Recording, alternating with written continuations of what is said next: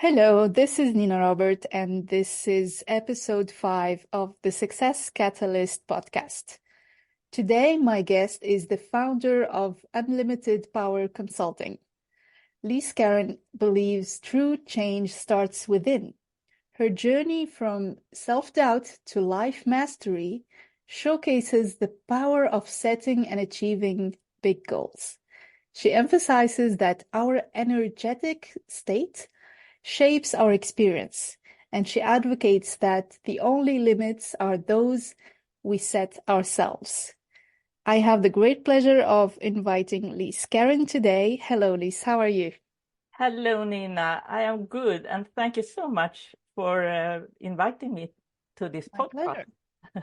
So, my first question is, how did you end up doing what you're doing? Yeah, my background is in mental health as a nurse and also in managing. But I have also felt not like myself, have had very negative self-image in whole my life. So the, not it has had nothing to do with the circumstances. I have felt not enough, or always a very negative picture of who I am. And then I came in contact with my first mentor, Bob Proctor. It's 4 or 5 years maybe now ago. And I start to understand about our mind, because that's not nothing we work with as a mental health nurse. We don't speak about the mind. And when I understood the mind and understood our subconscious program, that my self-image was not me, it was not the truth about me. It was a pattern I thought my thoughts was going according to, and I saw everything from that negative picture of myself. I start to create a new me.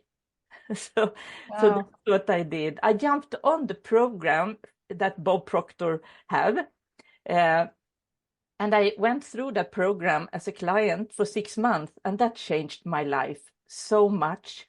So after a while, I just wanted to invest to become a consultant for Bob Proctor, so I could use this program and work with people in this amazing program.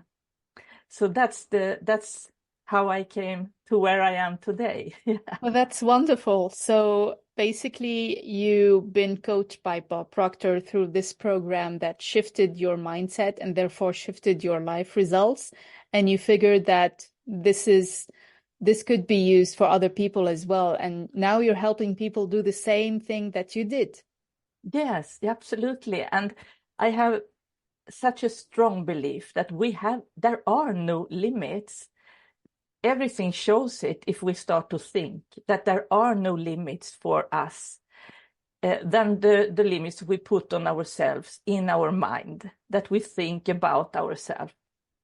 Because we become who we think about, and the life becomes as a mirror of what we have in our mind. That's very interesting. But I guess most people think they think, but they're not.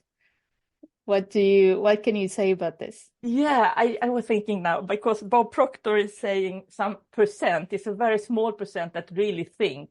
A lot of people think they think. And many people rather die than think. Wow. And Yeah. there are just a small amount of people, very few people that really think.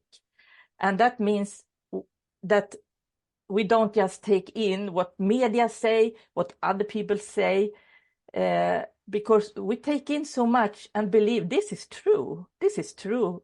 But when we start to think, we can see there are nothing that says that is true, that we have believed before. So we have to be intentional in what we think about, and we don't just absorb whatever that is surrounding us, because usually we are surrounded by negative things, let's face it.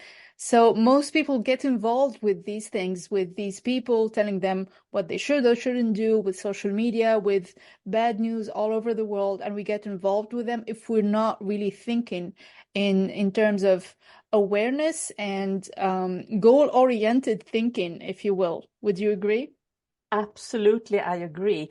And a goal, it's so important that few people have a goal, have a defined goal. And if they have a goal, it's just this a very low goal that we believe we know how we can reach it. And Napoleon Hill, that has written the book Think and Grow Rich, he say in another book that if we don't have a goal, so we know what we should focus on, our thought drift. We drift with our thought, and we automatically go to negative things. We have to have a target for our thinking.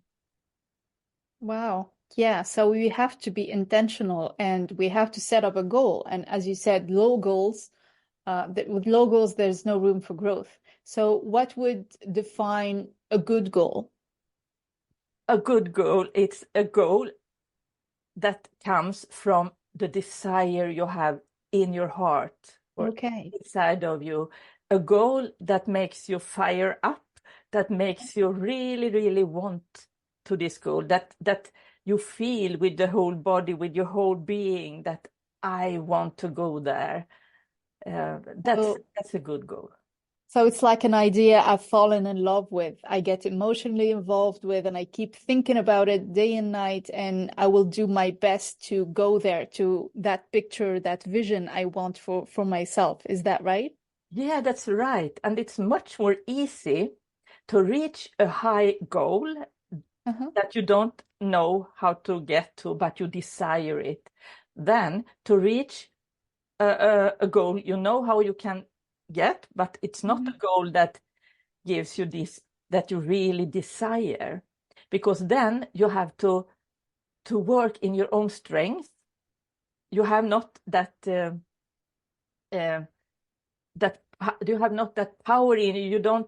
You rely only on your own strength to get there, and it's not a fun. You don't desire it actually, but a big goal you desire. Other powers come in.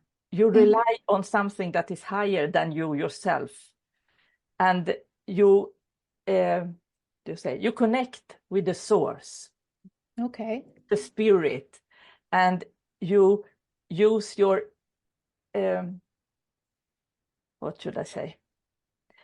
You must go in faith, because you don't know in your own strength how to get there. So you have to turn to something bigger than you, to listen to your intention, to your intuition.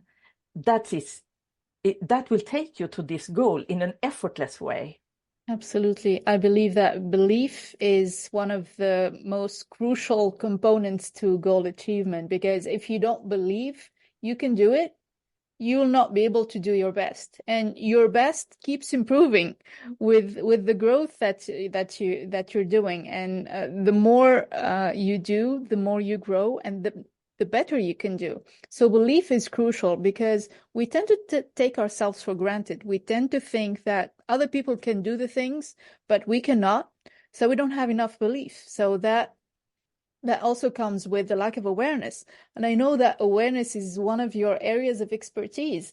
So how do you think awareness is important in different aspects of life? Oh, it's so important. Everything is according to the consciousness we have of things. The subconscious mind is one and the same. It's only one mind, but we are defined with our body. So we are two different entities, you and I, Nina, and every person, but the spirit is one. And my world is according to my consciousness, my awareness of what is. So that's why I used to say, Bob Proctor said, I know you, Nina, say, we have everything. Everything is already. So how I define myself, it depends on my awareness. I can say I am poor. I have not enough of things. And that's true then, because I can't have more than I am aware of. Yeah. This is so hard to explain sometimes, but it's all about our awareness. And that's why it is so important that we, when we have defined our goal, our heart's desire, we start to live in the feeling of that desire fulfilled, that goal fulfilled already. We feel as the person we are when we are in that life, that high life that we desire. Because then our awareness grows and we start to realize it. And when we do, it starts to take form in our physical life. That makes sense. Yeah. So again, the one we are and we define ourselves as is the life we have. Wow. So we can never have another life than we are. Because if we are, I see if I say it right, but if you are a tree, I saw a picture of myself. The branches are what we, our awareness. It can't be other than the tree are. The branches can't be other than where it comes from. So you can never get another life than you believe you are. I know Bob Proctor wrote somewhere about a very successful person. A journalist had asked that person, can you tell me when in your life you start to see yourself as successful? And this man answered, I was successful already when I slept on park benches. So he had that picture. He was that person. We must always be before we have. That's wonderful. That's beautifully said. We have to be before we have. Yeah. You can never become more than what you think you can become. Yeah. So it all starts with your belief in yourself. Lis, you also mentioned that you are a soulful strategist. So who do you work with, and when do you think we need the soulful strategist? Oh, I find that word, that title, I was looking for a title and I asked actually ChatGPT. I used to ask ChatGPT sometimes things, and then I got this title among other titles. And I love it because soulful, it means I work from my heart. I work heartful, how do you say, with love to people, to my clients, and also strategically, because I work in this program we are speaking about step by step toward my client's goal. And it's an inner work which gives outer results, and it's very strategically. So it's knowledge. It's, we need faith. Faith is it's a chemistry of our mind. But faith without understanding, without knowledge, is a blind faith. So it's nothing to hold on if it's in challenges. We have to know what we have faith in. And faith, it's such a strong power. I said to someone sometimes, I have faith. Yeah, but you have to take action. But faith without action is dead. The Bible says about faith. Faith without action is dead. And, our body is the instrument of our mind. So we can't have faith in our mind without taking action. It leads to action. So our body is, how do you say it? Our mind is the master of the body. Okay.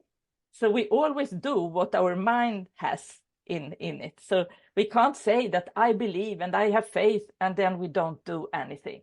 We might think that we have faith on a conscious level. The idea seems relevant and credible to us, but we still don't act on it. So it's not real faith until and unless we start acting as if.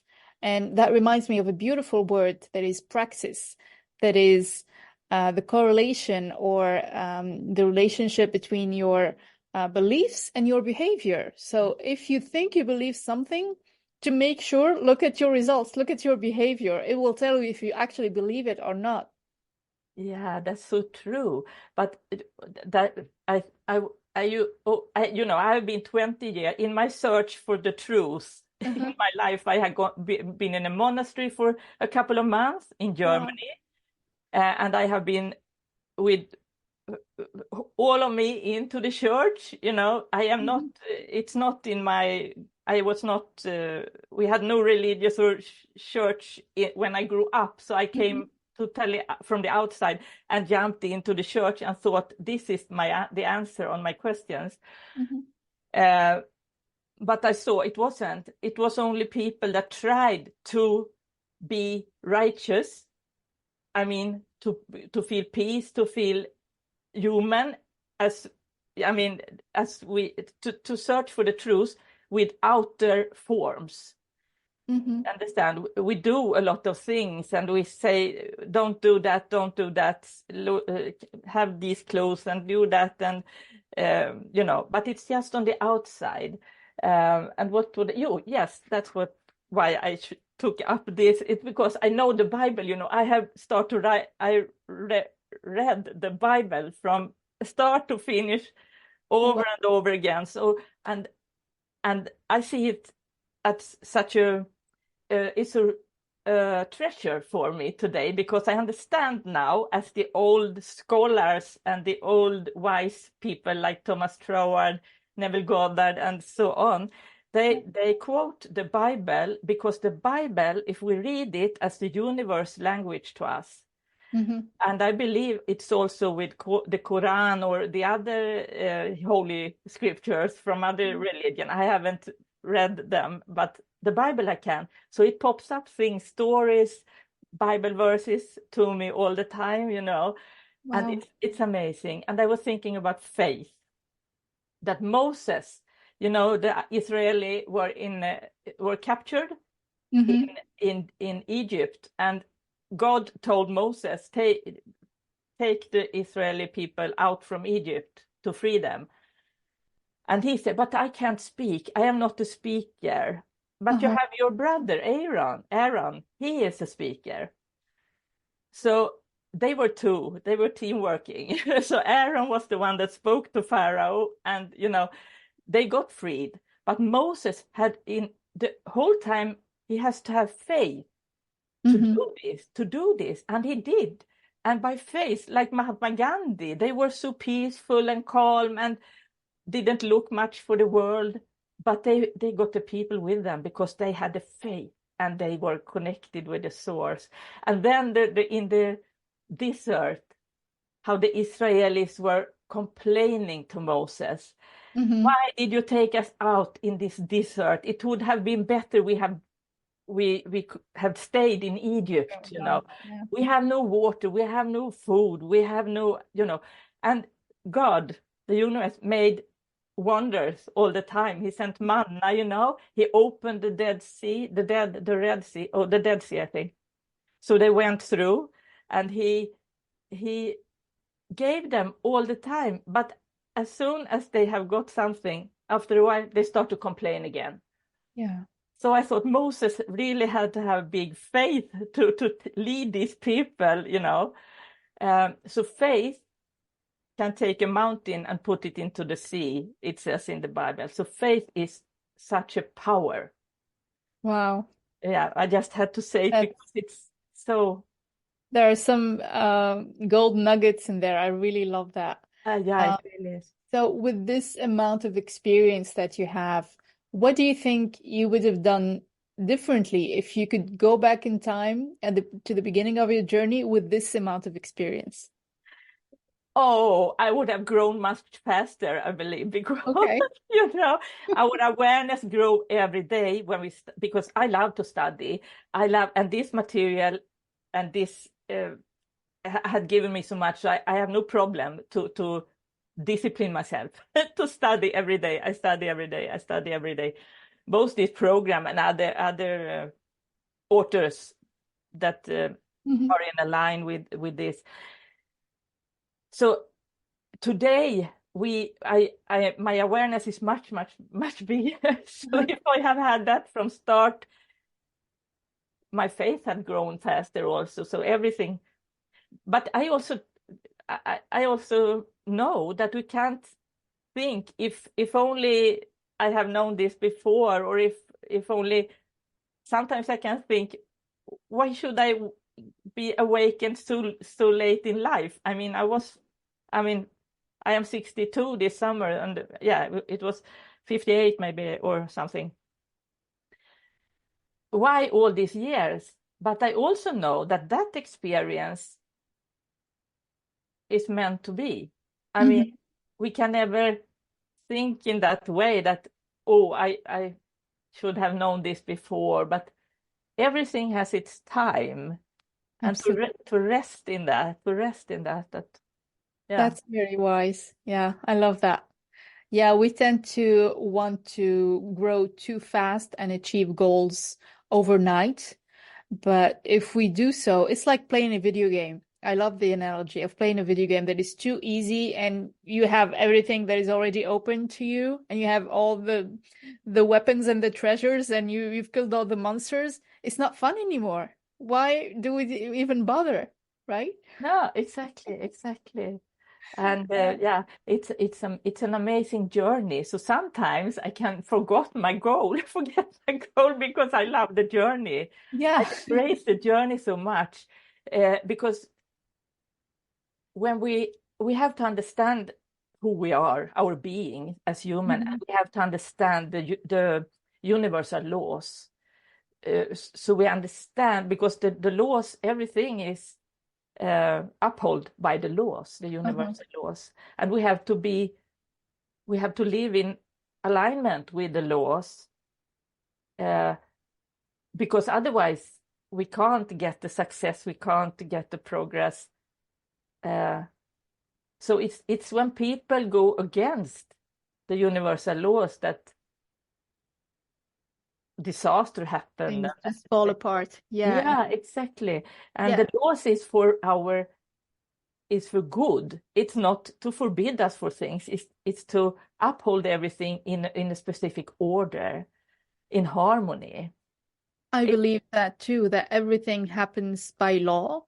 And if we stay focused and aligned with the laws of the universe, everything will come to us quite easily and quite fast. On the contrary, if we try to force things, if we don't know what we want, but we try to do everything and anything just because everyone else is doing it, or if we tend to set up the wrong goal or not enjoy the journey and have fun, things will not go as planned, because that's not the purpose. The purpose, I believe, is always for growth. And that reminds me of what Thomas Troward says in his essay about the universe, that is, the universe is always for expansion and fuller expression. This is something I live by. Yeah. It's amazing. It's amazing. And if for you that listen and wonder what is the laws, some of them we are learning in school, like the law of gravity, for example. So I can't say I have faith and then jump out from the second floor and believe that I don't become hurt, because that's against the law. Yeah. And one law is the perpetual transmutation of energy. And we are energy. Like Einstein said, everything is energy. There are nothing else than energy. And depends on which vibration the energy is on, it becomes different matters. Right. That we see. So today I was walking and we have this yellow, I can't the name in Latin, but it's yellow flowers on every field outside. I live in the countryside. And I was thinking, oh, so many different frequencies of vibration there are here. There are flowers and there are grass and there are, so, and it's in that field where all frequencies are of energy, it's where everything happens. So, and then we see it in the physical world. I guess this is what differentiates an expert on awareness from anybody else, because when you start seeing things as frequencies, as energy, you have more control. You can choose what frequency you want to be in. You can choose what mood you want to be in. And you know that you have the ability, the power to control and to change your frequency. And if you are on the right frequency, if you're aligned with the laws of the universe, then you can have everything you want quite easily.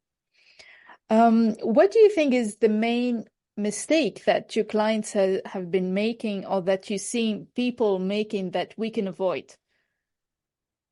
Yeah, I see. When this we are talking about now, the awareness and the understanding, uh, I think it's Neville Goddard that say that Christ, that the Bible speaks about Christ, it was not a physical person it's a picture of, it's our imagination. Mm-hmm. So, and Christ is our savior, we know that. So Yeah. our savior is our imagination.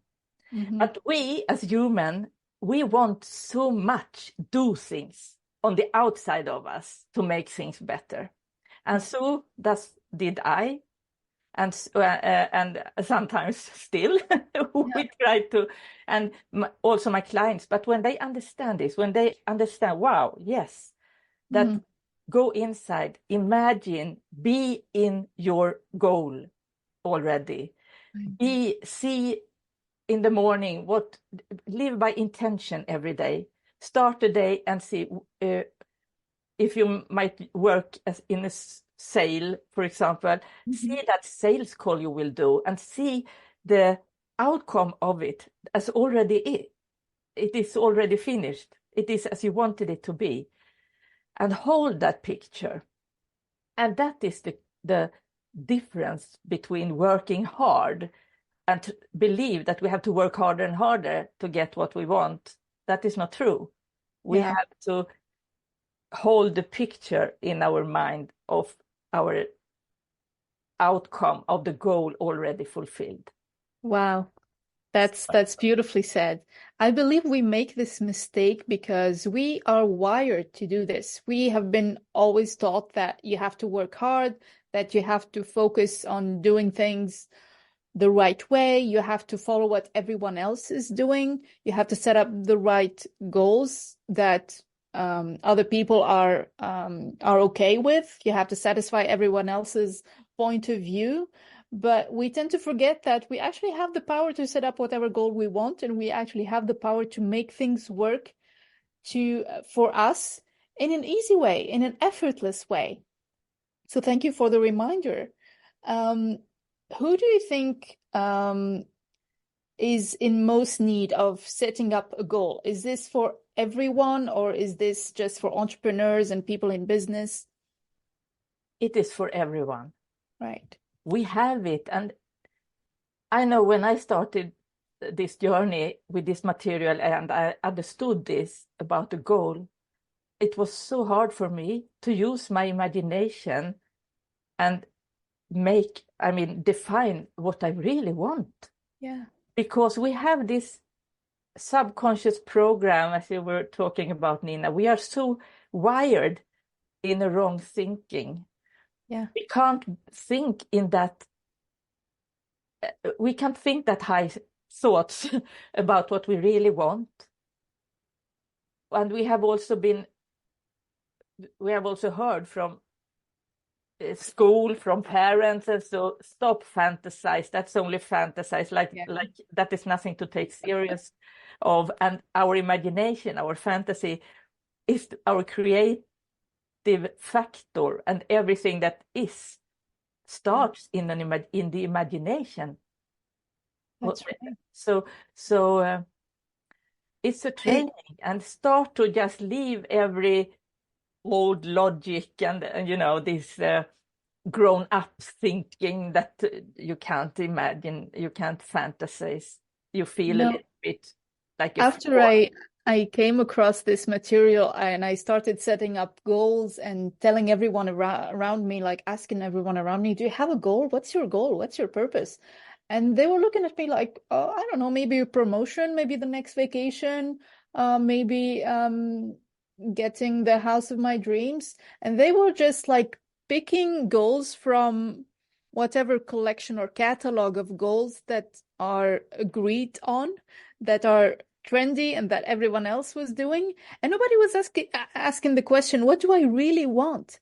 And I found that super interesting because, again, we were wired not to ask this question. We were wired to be content. I remember I was told in my childhood to be content, and I believe almost everyone else was told so, that be happy with what you have and don't ask for more. I believe we have to be grateful for what we have, but we should never be content, because content means that we are staying where we are. We're not looking for better, and we're not doing any better. If we stay where we are, there's no growth, there's no achievement, there's no fulfillment, and there's no reward. No, and exactly. And my goal made me become healed from my traumas, because what we focus on grows in our lives. So I don't believe, you have to excuse me if you believe something else, but I don't believe to focus on our pain, on our traumas, and get rid of them. I mean, be freed from them. They just grow. So two things. One is a goal, to focus on something else. That is my life. Visualize your goal, not stay in your past traumas. I guess it's easier to stay in the past traumas because it's easier to play the victim, to blame someone else instead of processing the emotion, and then just get over it and decide what you want and go towards the light. Yeah, because exactly so. We have to take responsibility over our lives. It's just my life is my responsibility. I can't blame anything or anyone. And I had my mother, that was very complicated. I am adopted. I was first left away, but then my adoptive, what do you say? Adoptive mother, she is a narcissist, and that's another story. I won't take it today, but I was what do you say? Bitter, not bitter. What is the name of it? You know, I woke up at night and just felt I could puke, and you know, I was so I had resentment.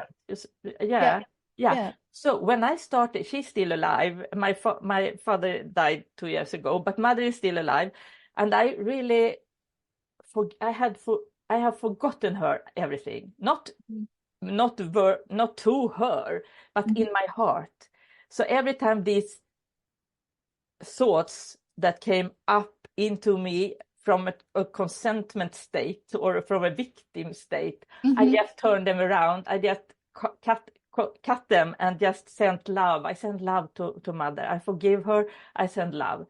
And that I did repeatedly. And I also focused on my goal. Yeah.